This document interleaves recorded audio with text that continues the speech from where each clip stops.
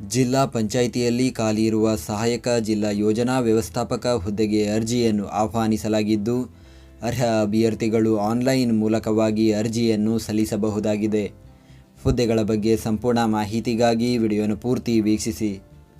ಚಿಕ್ಕಮಗಳೂರು ಜಿಲ್ಲಾ ಪಂಚಾಯತ್ ನೇಮಕಾತಿ ವಯೋಮಿತಿ. ಅರ್ಜಿ ಸಲ್ಲಿಸಲು ನಿಗದಿಪಡಿಸಿದ ಕೊನೆಯ ದಿನಾಂಕಕ್ಕೆ ಅಭ್ಯರ್ಥಿಗಳು ಗರಿಷ್ಠ 45 ವರ್ಷ ಮೀರಿರಬಾರದು.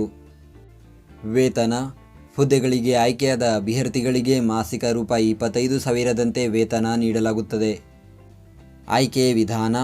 ದಾಖಲಾತಿ ಪರಿಶೀಲನೆಯಲ್ಲಿ ಅರ್ಹಗೊಂಡ ಅಭ್ಯರ್ಥಿಗಳನ್ನು ವಿದ್ಯಾರ್ಹತೆ ಹೊಂದಿದ ಅಂಕಗಳು ಹಾಗೂ ಪಡೆದ ಸೇವಾ ಅನುಭವದ ಆಧಾರದ ಮೇಲೆ ಅರ್ಹತಾ ಪಟ್ಟಿಯನ್ನು ತಯಾರಿಸಿ ಅಭ್ಯರ್ಥಿಗಳನ್ನು ಹುದ್ದೆಗಳಿಗೆ ನೇಮಕ ಮಾಡಲಾಗುವುದು. ಅರ್ಜಿ ಸಲ್ಲಿಸುವ ವಿಧಾನ. ಅರ್ಜಿ ಸಲ್ಲಿಸಲು ಬಯಸುವ ಅಭ್ಯರ್ಥಿಗಳು ಜಿಲ್ಲಾ ಪಂಚಾಯಿತಿಯ ಅಧಿಕೃತ ವೆಬ್ಸೈಟ್ ವಿಳಾಸಕ್ಕೆ ಭೇಟಿ ನೀಡಿ ಆನ್ಲೈನ್ ಮುಖಾಂತರ ಅರ್ಜಿಯನ್ನು ಸಲ್ಲಿಸಬೇಕು. ಅರ್ಜಿ ಸಲ್ಲಿಕೆಯ ಲಿಂಕನ್ನು ಈ ವಿಡಿಯೋದ ಡಿಸ್ಕ್ರಿಪ್ಷನ್ನಲ್ಲಿ ನೀಡಲಾಗಿದೆ. ಅರ್ಜಿ ಶುಲ್ಕ. ಯಾವುದೇ ಅರ್ಜಿ ಶುಲ್ಕ ಇರುವುದಿಲ್ಲ.